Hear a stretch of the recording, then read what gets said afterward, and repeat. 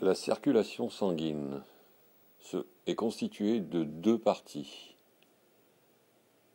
La grande circulation et la petite circulation.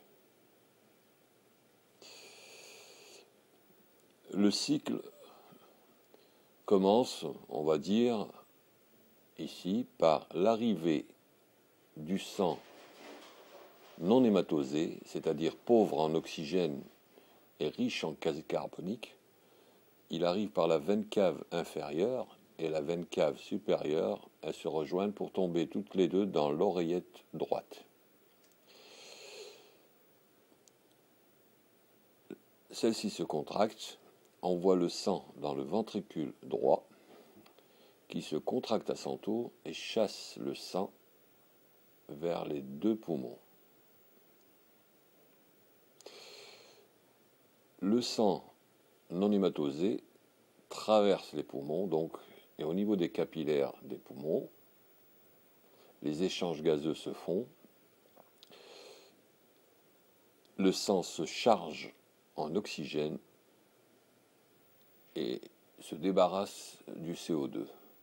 Donc il est récupéré ici et là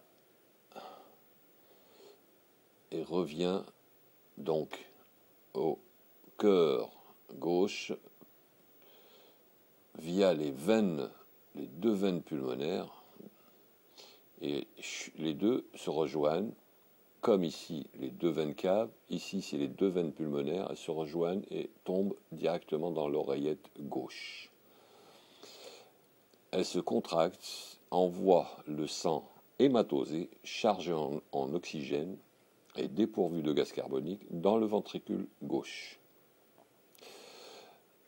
À ce moment-là, celui-ci se contracte à son tour et chasse le sang à travers la crosse aortique. Et là, on a une partie qui va irriguer tout le haut, donc la tête et les membres inférieurs, et une partie qui descend donc de l'aorte pour les membres inférieurs et tous les organes, les viscères et tout ça. L'échange se fait au niveau des capillaires de tous les organes et de tous les tissus.